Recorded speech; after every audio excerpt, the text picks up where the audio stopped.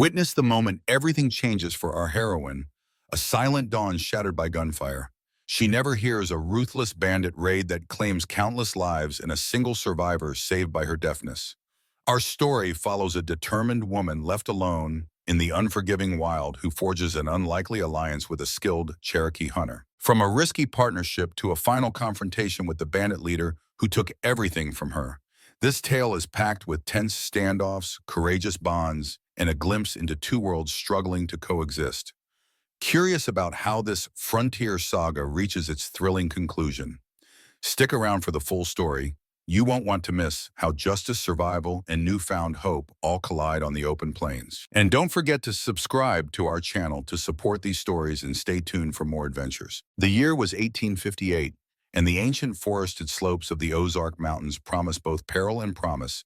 For every wagon train daring enough to attempt passage for Charlotte Lockwood, the unfamiliar hills and dense woodlands were something she experienced through watchful eyes rather than attentive ears.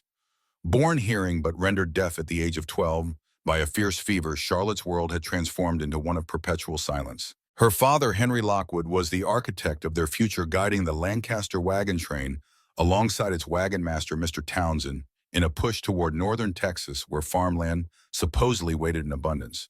Charlotte, now 24, had grown used to reading lips and relying on the subtlest cues of motion or vibration to sense what others heard.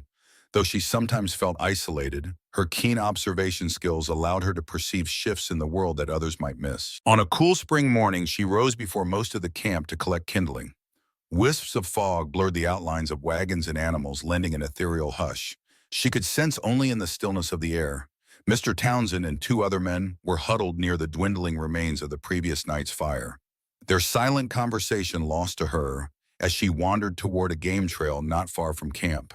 Her boots sank into damp earth left by the night's drizzle. The world felt fresh, but oddly tense, a moment of calm that stood on the verge of shattering. That morning, Charlotte did not hear the gunshots that erupted from beyond the trees. She saw the frightened birds take flight and glimpsed flashes of muzzle fire through the mist. By the time she spun around, arms full of sticks and broken branches, all was chaos. Men on horseback, she counted at least 10, galloped into the camp. Scarves or bandanas wrapped over their faces, rifles and revolvers, spitting lead into the peaceful circle of wagons. She watched in horror as some of her fellow travelers fell before they even had time to scramble for cover. Confusion reigned. Mr. Townsend drew a pistol but never fired a shot before a bullet cut him down. Mrs. Fellows, heavy with child, stumbled from her wagon only to crumple at the edge of the wheel. A cluster of children dashed in terror, but the mounted bandits cut off their escape. Charlotte's breath lodged in her throat when she saw her father emerge from their wagon, his old shotgun in hand. Henry fired once, knocking a masked rider from his saddle, but that triumph was heartbreakingly short-lived. 3 of the bandits wheeled around and opened fire, a relentless volley that tore into Henry Lockwood's chest. He collapsed beside the wagon, his weapon clattering uselessly to the ground. Charlotte's silent scream held her rooted to the spot. She dropped the kindling and pressed herself against the damp dirt, trembling as bullets whizzed by in an onslaught she couldn't hear. She might have run, but her father's last stand transfixed her. By the time she worked up the courage to crawl forward, the entire camp was in disarray. The bandits proceeded methodically, ransacking wagons for valuables, collecting horses and leaving the dead where they fell. Finally loaded with stolen goods, they thundered off into the mist, unaware that amid the horror, one silent witness remained alive, pressed to the ground a short distance away, heart pounding in her ears but unheard by anyone else. For several long, disbelieving moments, Charlotte could not move. Terror held her in place as she watched the bandits vanish into the trees, their yells and hoofbeats beyond her range of hearing, but manifested in the trembling earth beneath her hands. At length she forced herself to stand. Her body ached from lying prone against twigs and stones. The fog had begun to lift, revealing the ghastly scene left behind. Crumpled bodies lay scattered around the wagons like abandoned dolls. A hush thicker than the morning mist smothered any trace of life. Her first conscious thought was of her father. Grief burned in her throat as she stumbled toward the Lockwood wagon, stepping over the forms of friends and neighbors along the way. Mr. Townsend, whose wide-brimmed hat still rested inches from his outstretched hand, stared blankly at the sky. The Hawley twins, no older than 10, lay motionless by an overturned water barrel. Each sight shocked Charlotte anew until she finally regained her father. Henry Lockwood lay on his back, eyes closed, shotgun still gripped in one hand. The other clutched over 3 bullet wounds that had abruptly ended his life. Charlotte knelt beside him, gently taking his face in her hands. The warmth was gone. His skin had begun to cool in the damp air. Tears coursed down her cheeks, silent in her sorrow as she pressed her forehead against his. In his pocket, she found the silver watch that had once belonged to his father. He'd worn it every day for as long as she could remember.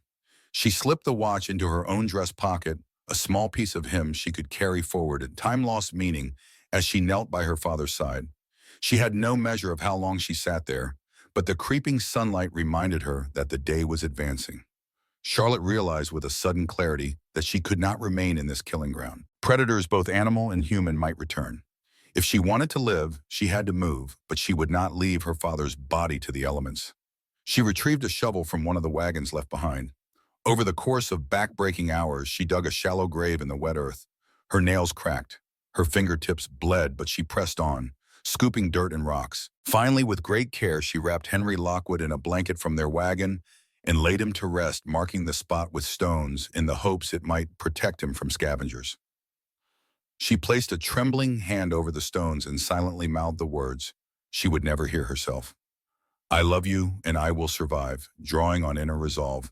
Henry had always admired in her. Charlotte scavenged what few supplies remained. Most wagons had been stripped of anything valuable, but her father's hidden compartment installed under the wagon floor yielded a small stash, a pouch of dried meat, a tinderbox, a canteen, and a hunting knife. It was not much, but it was more than nothing. She refilled the canteen from the one water barrel left standing, slung a threadbare blanket across her shoulders, and took a final pained look at the silent remnants of the Lancaster wagon train. Then turning south, she started walking into the unknown. Charlotte ventured deeper into the Ozark foothills. Her only guides the rudimentary map in her head, the rising and setting of the sun, and her own heightened sense of observation. Each step carried the memory of that gruesome morning, and each breath reminded her she was alone in a world rife with dangers, both human and wild. She rationed the dried meat, forcing herself to eat tiny portions and refilling her canteen whenever she found a stream. Nights were precarious. She dared not make a fire if she sensed even the faintest danger. Instead, she curled up under an oilcloth or a makeshift lean-to of branches. Within days, weariness and hunger clawed at her resilience. She fashioned primitive snares to catch rabbits or squirrels, but her success was sporadic.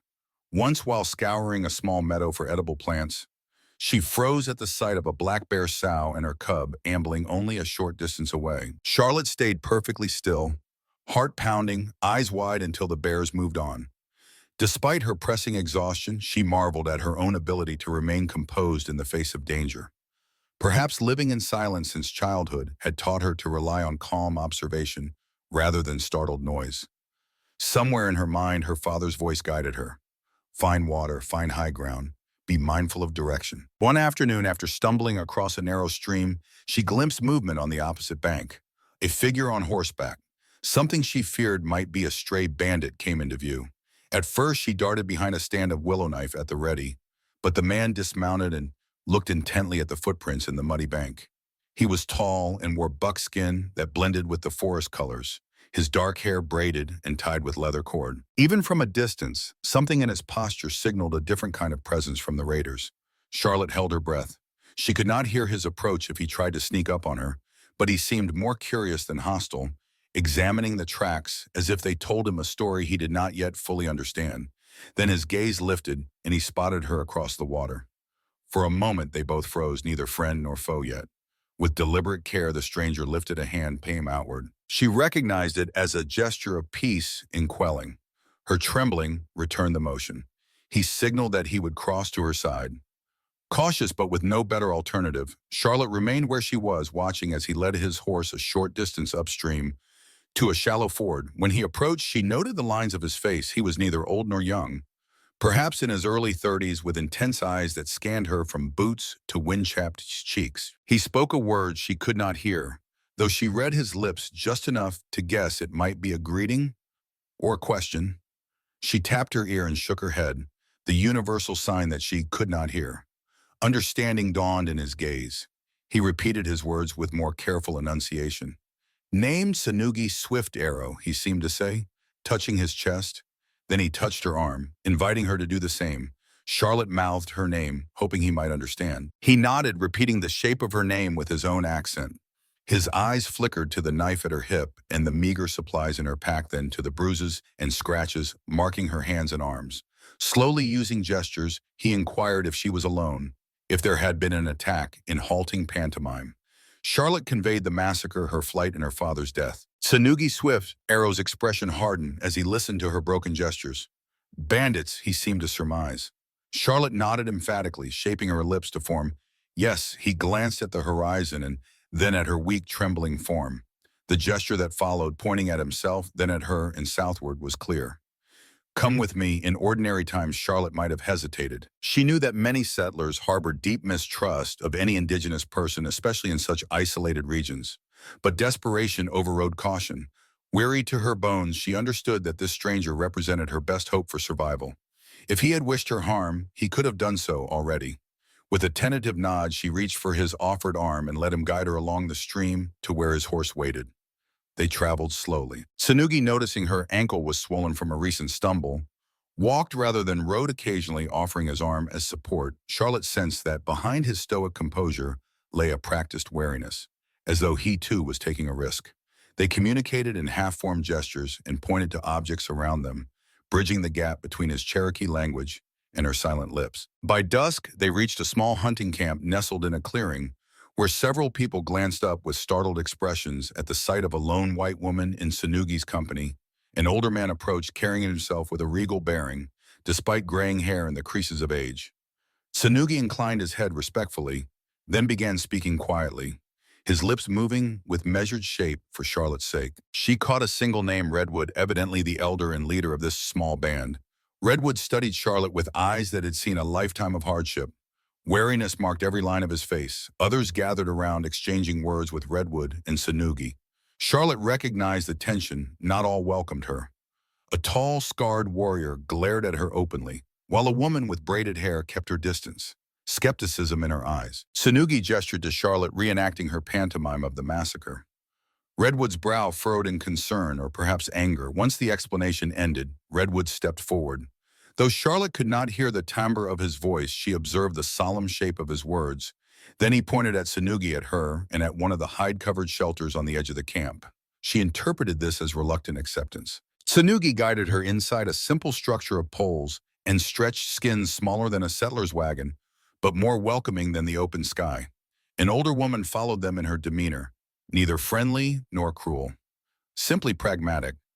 Sanugi introduced her as Sesi. With motions, Sesi instructed Charlotte to sit. She pressed a bowl of venison stew into her hands. Despite exhaustion, the aroma made Charlotte's mouth water. She devoured the stew and felt tears prick her eyes in gratitude. For a time, no one spoke, as if words might complicate a situation that was already fraught. Charlotte looked around this modest shelter, noting the carefully arranged furs, the carefully banked fire. She sensed an unspoken question hanging in the smoky air. What now? Sanugi seemed uncertain as well, though his posture remained confident.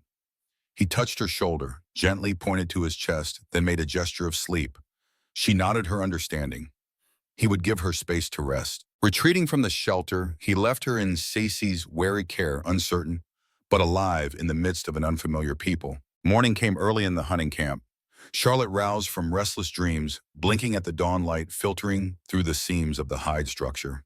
Her limbs throbbed from days of travel and minimal sleep, yet she wasted no time rising. Idleness felt impossible with so many eyes upon her.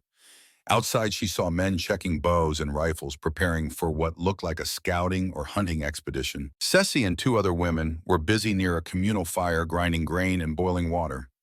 Noticing Charlotte, Sesi beckoned her closer. With brief gestures, she directed Charlotte to gather firewood. Though communication remained rudimentary, the task was easy to comprehend. Grateful for something useful to do, Charlotte limped around the perimeter of the clearing, collecting small branches and kindling. A short while later, Sanugi appeared at her side, stooping to help. His gaze flicked over her bandaged ankle, curiosity mingled with concern, over a shared meal of corn mush and dried berries. Sanugi explained in slow and careful lip movements that Redwood wanted details about the massacre. How many bandits, which direction they had gone, how she survived. Charlotte tried her best to convey the terrifying morning's events, speaking a few words she could still form, clearly shaping the rest through pantomime and pointing. She spoke of at least 10 assailants of a red-haired leader who barked orders of their swift assault and subsequent looting. Redwood listened with grave attention, interjecting now and again with a question that Tsunugi translated through gesture. It became apparent that these bandits had harassed the Cherokee as well, likely responsible for raids that left 2 Cherokee families missing livestock and supplies. One father dead, one child vanished. Redwood's tribe had reason to seek them. The question was, could Charlotte help track them? She couldn't hear horse hooves or gunfire, but she had sharp eyes. If she recognized their faces, that alone might save the tribe from ambushing the wrong group of white travelers. After deliberation, Redwood announced she would remain in camp under Tsunugi's watch until they decided the next move. Some in the camp, including the scarred warrior named Maska, looked far from pleased. But the elder's word carried weight. The following days blurred into a new routine. Charlotte learned to carry water in animal skin bags to scrape hides for tanning and to assist Cece in preparing daily meals. Though she was not fully accepted, no one challenged Redwood's mandate. Gradually, curiosity replaced open hostility in some of the tribe's younger members. A boy named Little Hawk, not more than 10, trailed her steps, at times fascinated by her silent world. He would clap behind her to see if she reacted, only to discover her calm expression unchanged. Then he'd laugh, or so she guessed from the wide grin, at this form of playful testing. One evening, Tsunugi arrived at her shelter, gesturing for her to follow him to the camp's outskirts, where Redwood and several men waited. They were preparing to scout west, following rumors that bandits were camped near a major trail. Tsunugi pointed to her and to himself. Would she come just to watch from a distance and identify them? A swirl of anxiety coiled in her stomach at the thought of laying eyes on those killers again. But she knew if these men truly were the same raiders, she had a chance to prevent further atrocities. Nodding with solemn resolve, she accepted. On a drizzly morning, the small scouting party set out. Tsunugi Redwood. Despite his years, he insisted on coming. Maska and another warrior called Koyama, reputed for his skill with a bow. Charlotte, draped in a spare hide cloak to ward off the rain, rode, doubled with Tsunugi on a sturdy mare. Their progress was slow in the thick woods, but the Cherokee moved with uncanny silence, scanning the terrain for tracks or signs of recent riders. By midday, the rain lessened to a thin mist. They halted near a shallow creek where Tsunugi helped Charlotte dismount. As Redwood and Koyama examined hoofprints in the mud, Maska stood watch. The tension in his jaw betrayed his continued mistrust of Charlotte. She realized that for him and many others, white settlers brought only betrayal. Yet Redwood's sense of justice and Tsunugi's personal judgment had decreed her presence beneficial. They pressed on, following footprints that zigzagged through the underbrush. From bits of discarded cloth or broken branches, Tsunugi and Redwood seemed certain the camp was near. Charlotte's stomach twisted. She could not hear if a twig snapped under her boot, and her anxiety skyrocketed every time Maska hissed a sharp glare in her direction, as if he feared she'd bungle their stealth. But she tried to step lightly, scanning the thickets for any flicker of movement. Soon enough, they came upon an outcropping of rocks overlooking a small clearing. Below, a cluster of tents and ragged bedrolls signaled a campsite. Horses tethered to a makeshift corral snorted and stomped. Charlotte peered through the dripping foliage, hard hammering when she recognized 2 of the horses from her wagon train. One was the distinctive chestnut mare Mr. Townsend had prized. Even from this distance, the brand on its flank was unmistakable. Shadowy figures moved among the tents. Koyama, creeping quietly to a better vantage, held up 4 fingers. Charlotte glanced at Redwood, who signaled to her. Were these the same men? Carefully, she surveyed the campsite, seeking the red-haired leader. Her pulse jolted when from beneath one of the canvas tarps he emerged, barking what appeared to be orders at another man. Yes, that was the man who'd shot her father. She shook with rage, flashing a look at Redwood, heart in her throat. She gave a definitive nod. Maska's hands clenched around his bow, but Redwood motioned for restraint. They were only 4 Cherokee scouts and 1 exhausted woman. The bandits easily numbered 6 or more. Redwood formed a silent plan. They would retreat, gather a larger force from the tribe, then strike swiftly. There would be no mercy for men who slaughtered innocents. But to ensure success, Redwood needed the tribe's best fighters. He indicated for them to slip away as quietly as they had arrived. Charlotte felt relief and dread in equal measure as they crept back into the mist-shrouded forest. A relief that she was not forced to confront the killers with insufficient backup, dread that the bandits might flee or wreak more havoc before help arrived. Tsunugi whispered instructions near her ear, reminding her to tread carefully. While she could not hear the forest's sounds, she sensed it in the vibrations of her boots, in the subtle tension in Sanugi's frame. The silent world for a moment felt alive with possibilities both deadly and redemptive. Nightfall was well underway by the time they reached the hunting camp. Word of their return spread quickly among the people, and Redwood convened a council of warriors to decide the next move. The bandits, once only a rumor, were now confirmed. Charlotte gave her testimony through pantomime and trembling gestures, describing the red-haired man and the stolen horses. A hush fell over the circle of men as Redwood explained the undeniable conclusion. These were the same raiders who had previously attacked Cherokee travelers, and they bore loot from both indigenous and settler victims. In the flickering firelight, Redwood outlined the plan to send a dozen of the tribe's finest warriors to the bandit camp at dawn. Speed was essential. The bandits might relocate at any moment. Charlotte would guide them to the exact spot, but Redwood insisted she remain behind a safe perimeter once the fighting began. Sanugi agreed, laying a hand on her shoulder as if to reassure her. "We do not want you shot by your own people or ours." Maska and others readied their weapons, bows, rifles, hatchets. Women prepared bandages and poultices, expecting injuries. They had no illusions that a confrontation with armed raiders would be bloodless. But justice demanded retribution for the murdered father of one Cherokee family, for the stolen livelihood of another, and yes, for Charlotte's slaughtered wagon train. She found herself torn between fear and a burning desire to see these men face the consequences of their cruelty. Sleep was impossible for Charlotte. She sat outside Sanugi's shelter, knees drawn to her chest, staring at the distant tree line. The sky was cloudless now, revealing a vast array of stars, cold and distant, pinpricks of light. Her father's watch felt heavy in her pocket. If she had not been deaf, might she have died that morning, alerted by the very gunshots that others heard, only to run blindly into the bandits' path? The thought unsettled her. Was her deafness the curse she'd always believed, or an unexpected saving grace? By first light, the warriors assembled. Redwood, Sanugi, Maska, Koyama, and 8 others. Redwood would join despite his age because of his unyielding conviction that leadership must stand in the face of danger. Charlotte steeled herself for the march. As promised, she led them through familiar groves, across a stream, and up a ridge that overlooked the bandits' camp. The group traveled in near silence, each footstep measured. When they arrived at the vantage point, Redwood quietly divided them into smaller units to approach from multiple angles. Charlotte, along with a wise elder woman named Tamani, who had insisted on accompanying them to tend any wounded, remained at a safer distance but close enough to see the clearing. Sanugi gave Charlotte a final nod, a gesture that carried both caution and a glimmer of confidence. The ambush began with swift precision. Arrows soared from the tree line, felling 2 bandits before they realized an attack was underway. A swirl of motion followed as Cherokee warriors emerged from behind rocks and trees, loosing arrows or firing rifles. The bandits scrambled for cover, returning fire. Charlotte could not hear the gunshots, but she saw smoke and muzzle flashes, felt the tremor under her feet, and watched men fall. The red-haired leader barked commands, panic twisting his features as his gang realized they were outmaneuvered. Tamani gripped Charlotte's arm whenever bullets whizzed too close to their hidden vantage. Together they watched in tense silence as the fight raged. Charlotte's breath caught when she saw Maska stagger from a bullet graze, but he stayed upright, launching an arrow that found a raider's chest.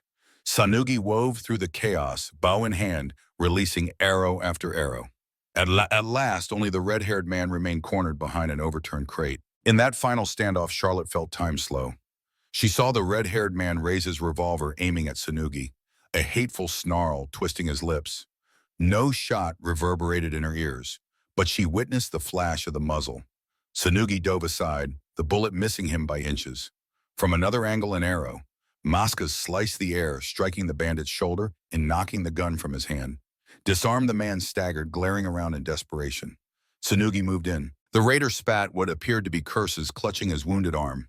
In that heated moment, words exchanged between them had no sound for Charlotte, but she caught the rage in Sanugi's eyes, the defiance in the bandit's posture. The savage who had murdered Henry Lockwood and so many others now stood powerless. Sanugi's lips tightened. A single thrust of his knife ended the man's life.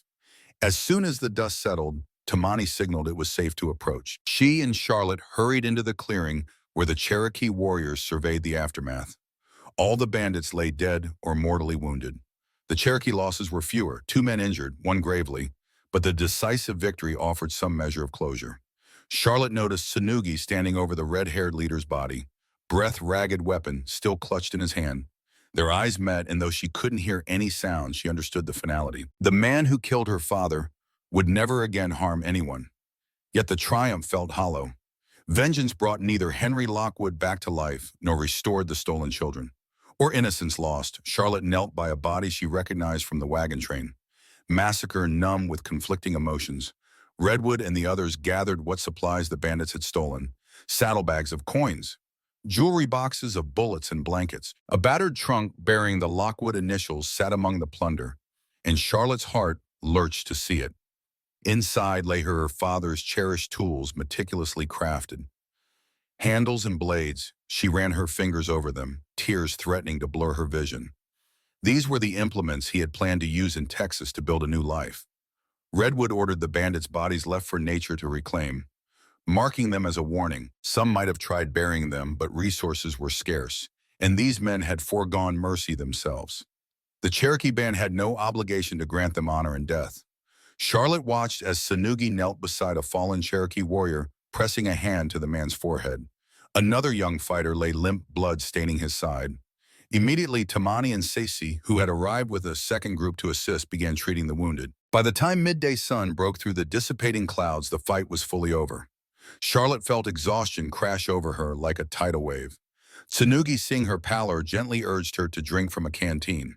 She complied, unsure if she was more relieved or grief-stricken.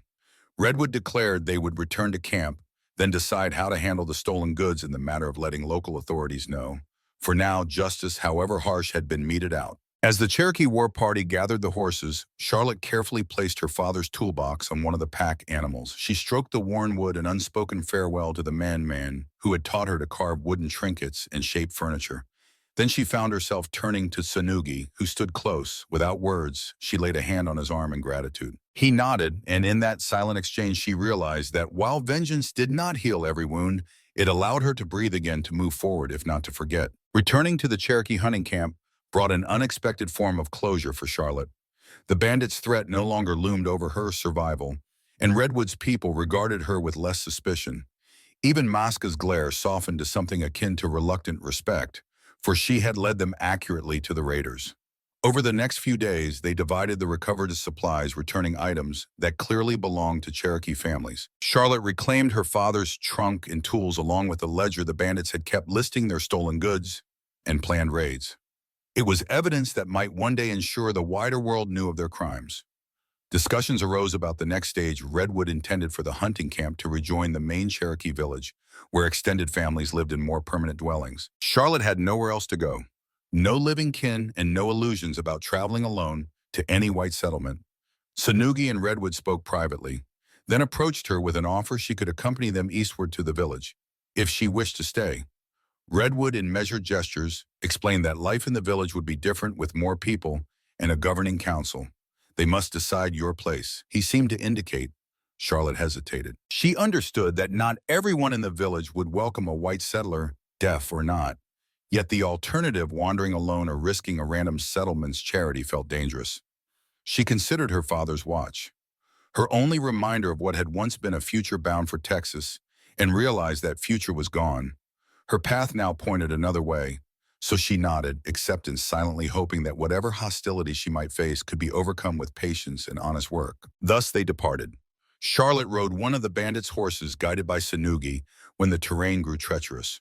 Redwood, Maska, Kayama, and others, along with half a dozen women and children, formed the small procession returning home. By day, they traveled through rolling hills and forested valleys.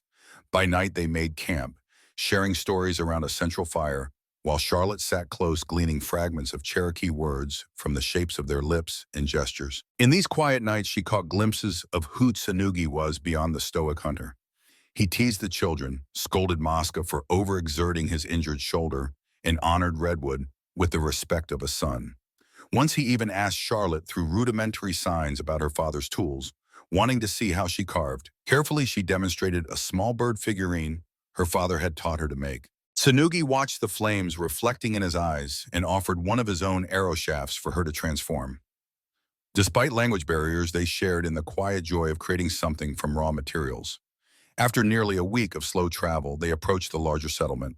Smoke columns rose from a cluster of dwellings, and cultivated fields fanned out along a riverbank. Excitement rippled through the group as they neared the outskirts. The tension in Charlotte's chest returned, for she knew new challenges awaited. Redwood had told her that any acceptance she'd earned with the hunting band did not guarantee the same from the entire village. She was, after all, an outsider. Yet, an outsider with a role to play, if only she could prove her intentions true. They entered the village in the late afternoon, greeted by curious stares and hushed conversation. Redwood led Charlotte to a broad clearing where a council house stood, a circular structure with woven walls and a sturdy roof. Onlookers gathered, forming a loose circle, while Redwood and other elders took seats on benches near the building. Tsunugi, standing at Charlotte's side, explained she would be summoned to speak. She felt a spike of nerves. Formal or informal, she knew a judgment of sorts was coming. One by one, warriors who had confronted the bandits stepped forward to recount their experience. Koyama spoke of the precision needed to strike the raiders swiftly. Masca recounted how Charlotte guided them to the exact camp, verifying the men who terrorized Cherokee families. Redwood described discovering her after her wagon train's massacre, her willingness to adapt, and her knowledge that helped them. All of this was delivered primarily in Cherokee, and though Charlotte caught only fragments, Tsunugi leaned in occasionally to murmur clarifications as she could read from his lips. Then Redwood gestured for her to step forward. The entire village seemed to hold its breath, children peeking around the legs of adults, older women eyeing her with a mix of skepticism and interest.